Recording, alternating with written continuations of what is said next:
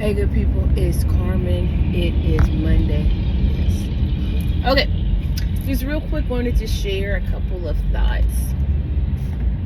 So I was thinking today about my good friend Joseph, and a lot of times, we talk about Joseph and the promise, the blessing. We always go Joseph to pick the palace or the promise, right? But what I've been thinking about lately is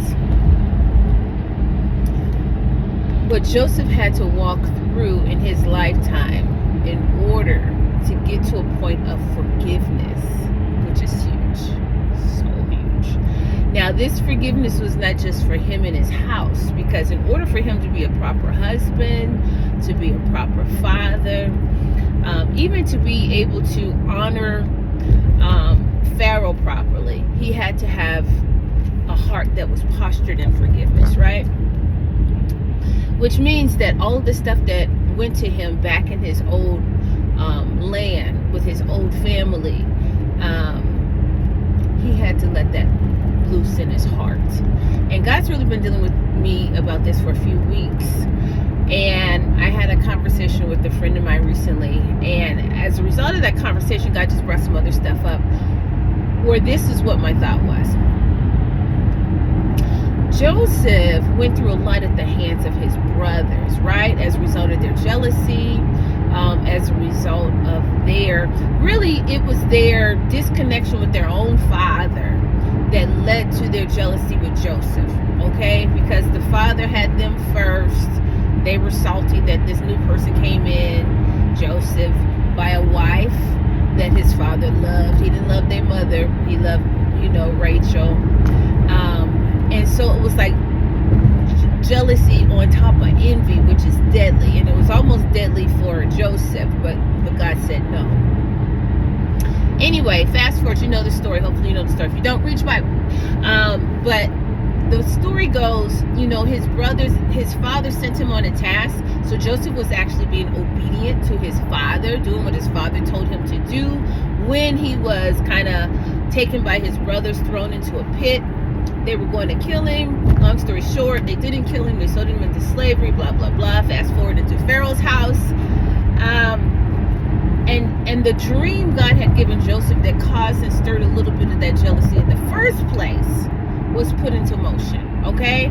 Had Joseph had stayed in his father's house, it may have only been a dream. It may have continually been a dream that his brothers mocked him about, like, oh, you said this and this and this and this, and it never happened. But the fact that they did him dirty, the fact that they betrayed him, the fact that they tried to kill the brother dead, the fact that they put him in a pit that led to prison, that led to a palace, was how the dream actually unfolded.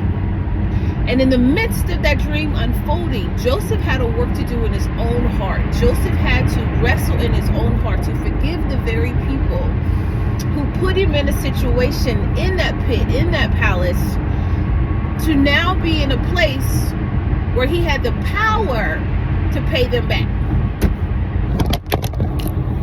Even my phone felt that way. Okay. He had the power to pay them back, right? And so you have now a famine in the very land. Like when Joseph was in the land, there was no famine. But as soon as he left, famine comes into the land, right? Maybe that was I don't know. You can't even add stuff on that, right? Because you can say maybe they were being punished, but maybe not, right? There was a famine in the land. Joseph saw the famine before it came. And a lot of times God will set people what's coming before it comes.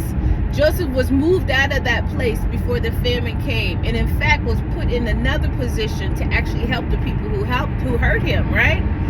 But here's the point that I want to get to, because I'm taking way too long on this. The point is this: had Joseph not wrestled in his own heart to settle the matters of his heart concerning those people who did him wrong, and if he had not been in a posture to love and to restore and to forgive, those people who hurt him, who just happened to be his family, would have starved. They would have gone without. They could have come to him and asked for the help that they needed, the same way Joseph saw in that dream. And Joseph could have said no because of the hardness of his heart. Or Joseph could have tried to make them pay. Or Joseph could have exacted powers over them and pushed them down and made them suffer. And Joseph would have missed God, right? And Joseph maybe would have had to pay a penalty to God for his disobedience.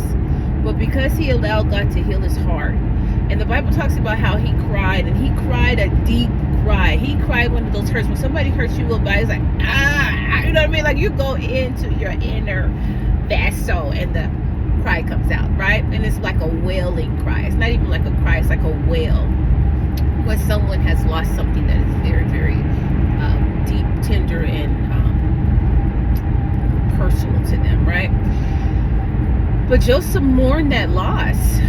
And at the same time, and in the same moment, he had to rise to the occasion of extending grace and love to someone who now needed him, whether they did him wrong or not. And so when we begin to grow in Christ and we begin to grow in the love of God, we get to a place of maturity where sometimes the very same people who did you dirty are the ones God will say, go back and love them. Jesus, you said to do what, Father? Huh?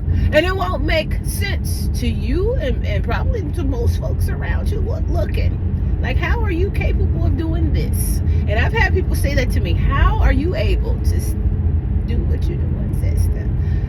But it models Christ to these people. It models the love of God. It models the faithfulness that while we were yet sinners, Christ died for us, right? And so we thank God for the witness of Joseph, that even though he was betrayed, even though he was being obedient, and in his obedience, jealousy rose up in his brothers, and they took him out and moved him out of position. But even in that, and the suffering that Joseph went through for over 13 years, God used that to not only bless him, but to bless the very people that put him in that situation in the first place. Because he is God. And he knows what he said, and he will do what he said he will do. And Joseph stayed true to the God who showed him the dream, and God raised him up, and God blessed him, and God used him to not hurt the people who hurt him, but to be a help and to be a blessing to the people who hurt him. That the love of God and the will of God and the promises of God may be manifest, and that there was a witness. So those same people that heard Joseph say what he said, that put him in the pit, that put him in that led to the prison, that ultimately led to the palace where Joseph was able to help them, those very same people were able to bear witness that, yes, my brother said this years and years ago, and here we see today he is actually helping us. So don't worry about what people say. Don't worry about what people do. Don't even worry about how you may feel in the midst. I'm sure Joseph went through several emotions in that pit, hearing them laugh and enjoy fellowship and enjoy food while he in the pit hungry, right? And talking about killing him and talking about him and probably mocking him while he was down in that pit. And then in the palace, helping people, in the prison, helping people in the prison, promised to come back and help him, but forgot about him and left him for dead, right? And so he went through times of loneliness and isolation. Joseph went through a lot. He went through a lot. So I'm sure when that wail came out, it was all of that together. And sometimes you got to have that moment where you just get it out. And you had that deep cry with the Lord. And you get it out of your spirit. But you get back to a place where I can love again. I can trust again. I can hope again. That what they did to me, just like Joseph said, though you meant it for evil, God meant it for good, that many might be saved. You got to get to that place where these people doing this little stuff and they working their little manipulations and they doing all their little whatever. They're not that strong. They're not that powerful. They're not that mighty. Though they meant it for evil, God, the holy God, the righteous God, the wonderful God, the good God, your Father, he will turn it around and make it good because he loves you, right? So I just wanted to encourage you as I encourage myself. It's going to be a great day. It's a great season. It's a great time to love the Lord, to serve the Lord, to honor the Lord, and to just stay in a posture of thanksgiving with God because he is coming. Jesus is coming. So just be encouraged. Whatever it is, whoever it is, whatever they did, it is not worth heaven. Don't miss heaven for anybody. Don't go to hell for anybody. Live free. Walk in your peace. Walk in the love of God. Allow God to use you to show and to manifest his power through